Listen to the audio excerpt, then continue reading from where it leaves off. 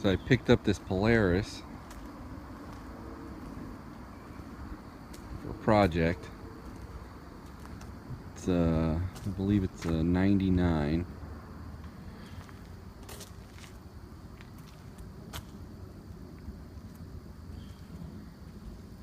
It's been sitting for, I don't know, 5 years.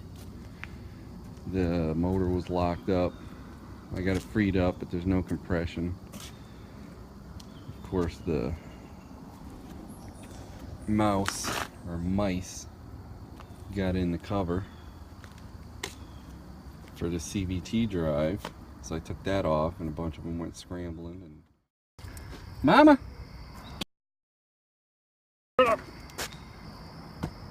you fucking worthless cat! Ta-da! Where'd you go? I called my cat, and she ignored me, and then she went the other way, so that was worthless. Looks like it's gonna need the oil injection reservoir. Plunger was totally seized up. I soaked that with some PB Blaster. That's some good stuff. Looks like it's gonna be a fun little project, hopefully. Tires seem decent. They're a little dry rotted. They were flat when I got it. I think that must be an aftermarket rear shock. I don't think they came with a Fox shock. See if we can get her back to life, to the living.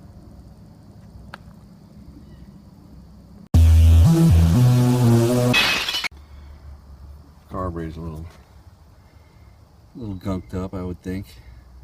I got the slide free. Plunger, whatever. Have to pull a bowl off it and see how that is. Clean all the jets. Yada yada.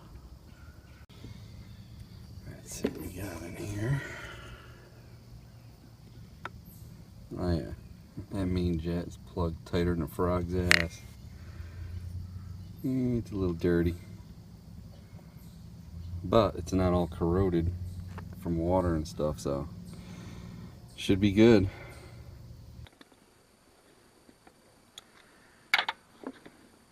The biggest thing people forget when they're cleaning a carburetor, it's not this main jet or that pilot jet. It's the, what is that, jet needle, or the needle jet. That's it. They forget that needle jet, which has to be pushed up through.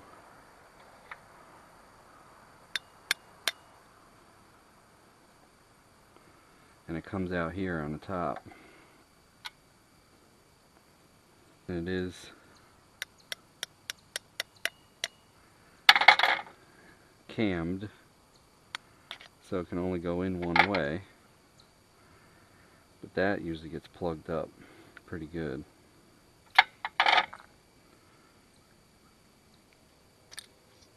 Especially on the smaller carburetors. And actually this one doesn't look bad.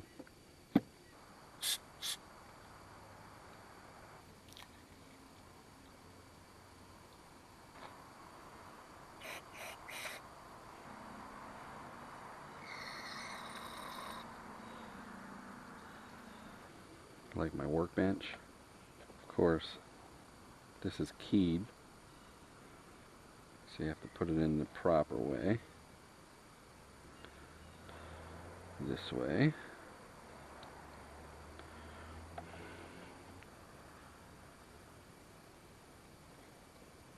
These tip cleaners work pretty good for the main jet. The only thing, you don't want to ream the jet out any more than what it is, or else, of course, it's going to raise the jet size.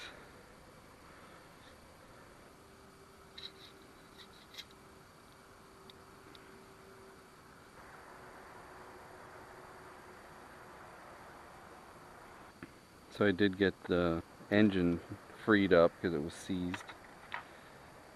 And I also put some oil and gas in a squirt bottle and a little ether for it to fire off. But there's no compression really. I mean, it's like really bad, so I'm gonna run it. I'm sure the cylinders are probably pretty bad, and I'll run it for a while, see if the compression comes back, because a little bit did come back after it ran for the little short run on that gas with the oil mix in it, because it's 2-stroke. But I would do that with a 4-stroke too. You know, I'll run it a little bit, and if the rings open up off the piston and seats to the walls a little bit, I might get some compression back, and if it doesn't, then I'll have to do a tear down and rebuild it. But there's like literally no compression. Just enough that it ran, which is good, but I doubt it'll come back good enough.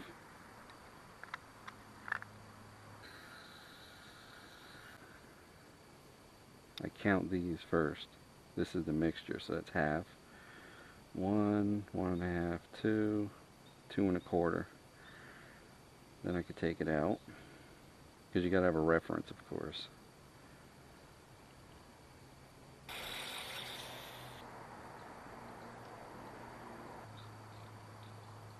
Half, 1, 1.5, 2, 2 1/4.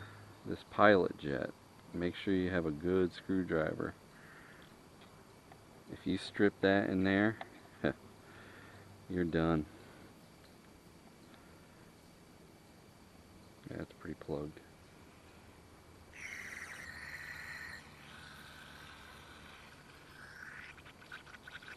The enrichment circuit's working. I got little tiny needles that'll fit in there. These little needle cleaners are actually from a spray gun cleaning kit. They work nice on these little tiny jets, that's for sure.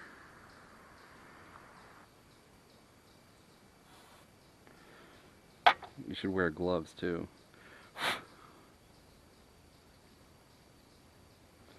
When you use gloves with the carburetor cleaner swells the gloves up or something bad.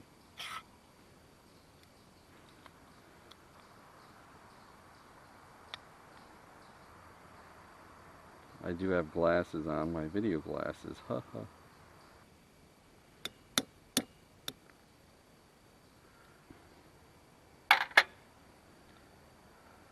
This is a float needle and seat. That's the needle. Let's see if any crap is in there. The rubber actually still feels pretty good. Some of them don't have a little rubber.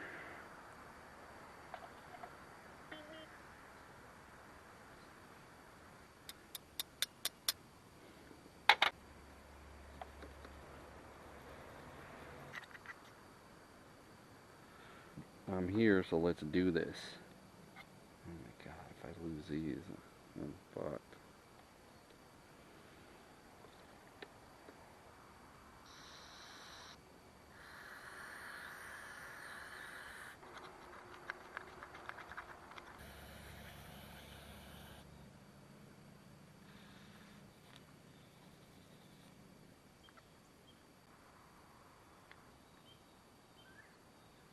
The thing I like about the Polaris is they're simple.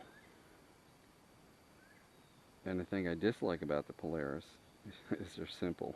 If that makes sense.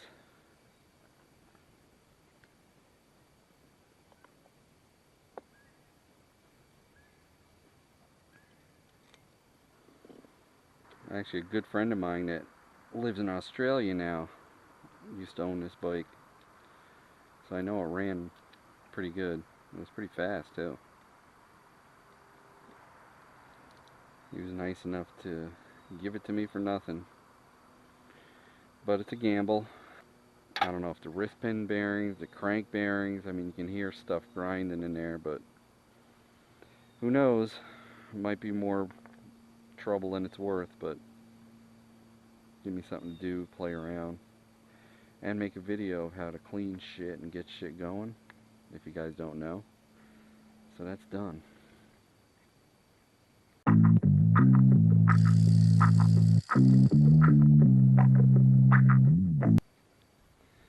Still got a little bit of flexibility on this side, so This is the overflow. This is the vent tube for the carburetor.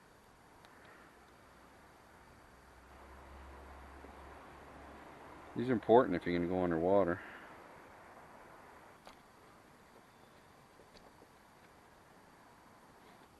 Don't forget, this is also cammed. The other side is where the idle adjustment set screw is. Idle adjustment screw.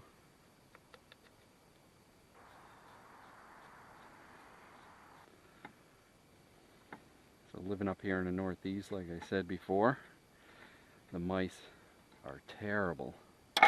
They came in through here. This whole area is full. So that's that.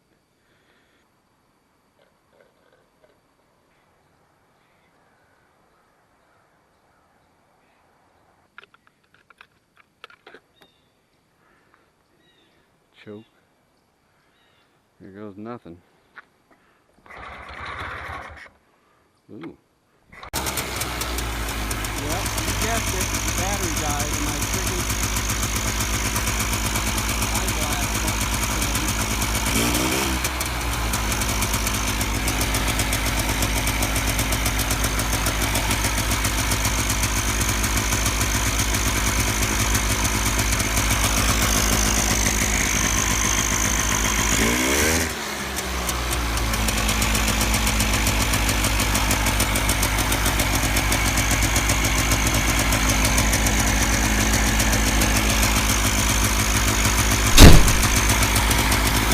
Might be alright.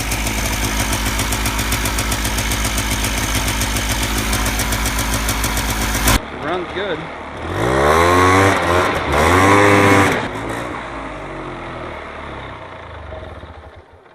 See, she runs good.